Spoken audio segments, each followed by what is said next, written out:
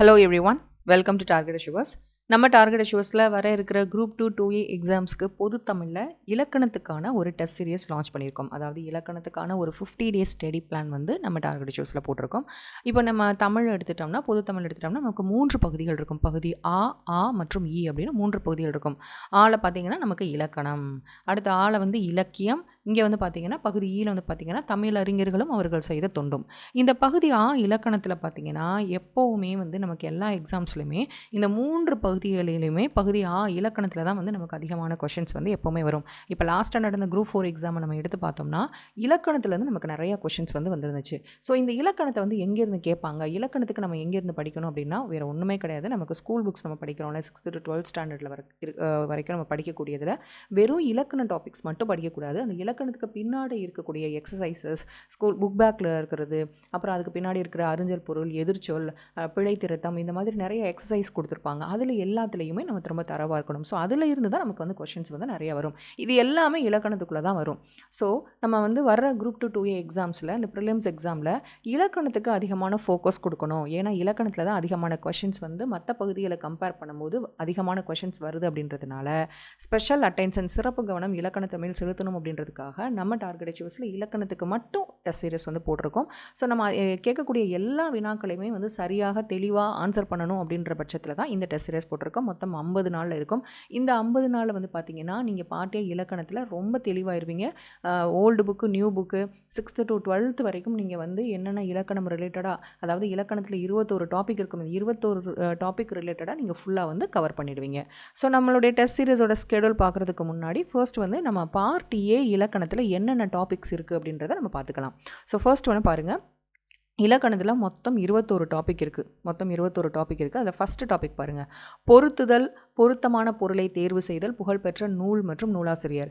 இப்போ அந்த பொருத்துதல் அப்படின்னு பார்த்தீங்கன்னா, இப்போ ஒவ்வொரு இயல்லையும் செய்யுள் பகுதிக்கு பின்னாடி பொருள் கூறுக இருக்கும். அந்த பொருள் கூறுக நம்ம தெளிவாக படிக்கணும். கண்டிப்பாக நமக்கு பொருள் கூறுகள்லேருந்து கொஷின்ஸ் வரும். இப்போ பொருள் கூறுக படிக்கும்போது ஈஸியாக அதோட முழுமையான பொருளை நீங்கள் படிச்சிங்கன்னா இந்த 4வது டாப்பிக்கில் இருக்கக்கூடிய எதிர்ச்சொல்லையும் நீங்கள் ஆன்சர் பண்ணிடலாம்.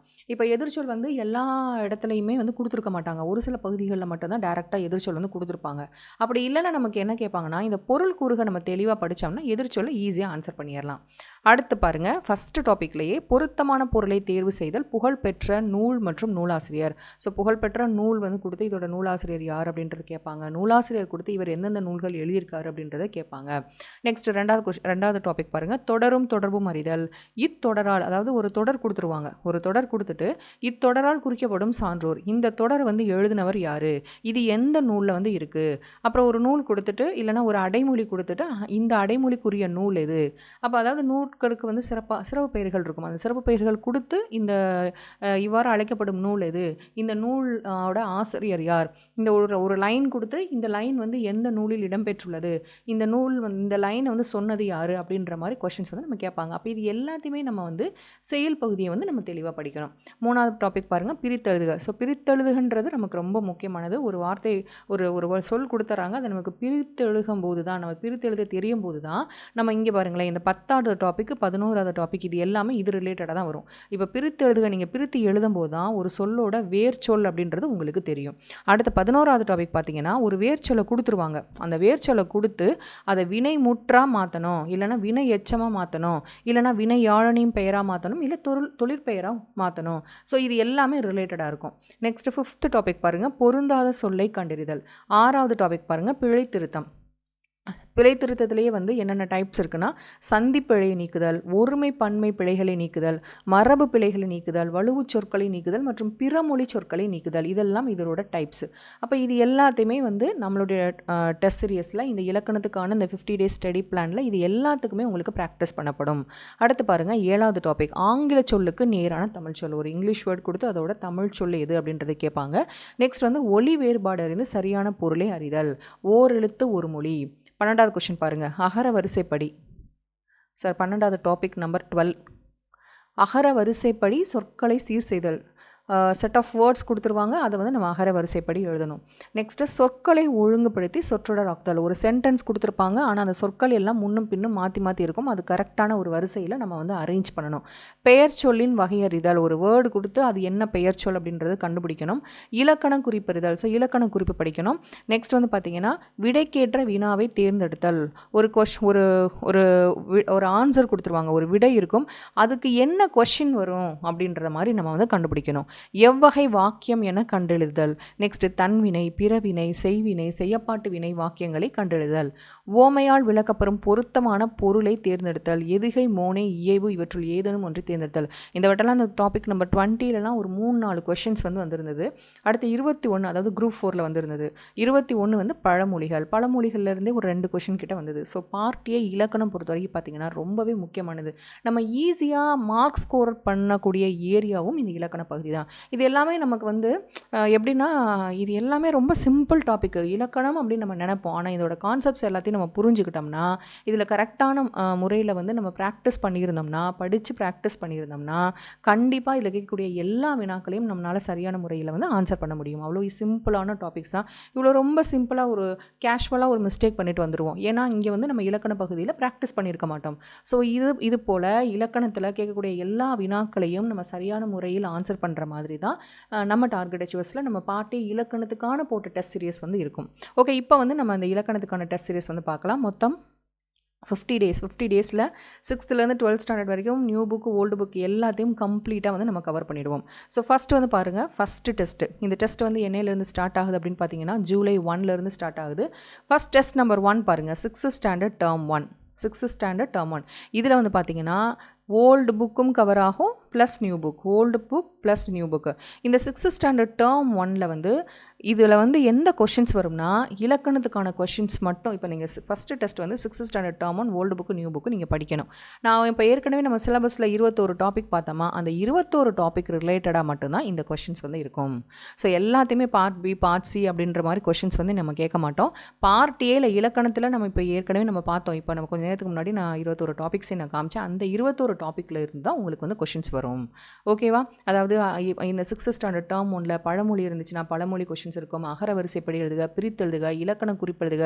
ஒரு லைன் கொடுத்து இந்த நூலை வந்து எந்த நூலில் இருக்குது இந்த வரியை சொன்னவர் யார், ஆசிரியர் யார், இப்படி பிரித்தெழுதுக, இலக்கணம் குறிப்பு, தன்வினை, பிறவினை, இந்த மாதிரி இலக்கண பகுதியில் இருக்கக்கூடிய 21 டாபிக்ஸ் பார்த்தோமா, அந்த டாபிக்ஸில் இருந்து தான் 6th term 1ல் இருந்து உங்களுக்கு வந்து கொஷின்ஸ் வந்து கேட்கப்படும். இப்படி தான் வந்து நம்மளுடைய இலக்கணம் டெஸ்ட் சீரியஸ் இருக்கும். 6th term 2ம் அதே மாதிரி தான். ஸோ இங்கே எல்லா டெஸ்ட் சீரியஸுமே இலக்கணத்தை மட்டும் ஃபோக்கஸ் பண்ணி தான் உங்களுக்கு கொஷின்ஸ் இருக்கும். ஸோ அதனால் நீங்கள் இலக்கணத்தில் நீங்கள் அந்த டெஸ்ட்டை படிச்சுட்டு நீங்கள் அட்டன் பண்ணும்போது உங்களுக்கு ரொம்ப ஈஸியாக இருக்கும். ஸோ இப்படி தான் இலக்கணம்ன்றது எது அப்படின்றது உங்களால் புரிஞ்சிக்கவும் முடியும். கேட்கக்கூடிய வினாக்கள் நமக்கு எக்ஸாமில் இலக்கணம் ரிலேட்டட் கேட்கக்கூடிய கொஷின்ஸ் எல்லாத்தையுமே வந்து நீங்கள் ஈஸியாக ஆன்சர் பண்ணிடுவீங்க. ஸோ பாருங்கள், ஃபஸ்ட்டு கம்ப்ளீட் பண்ணுறோம். இது வந்து both old and new book.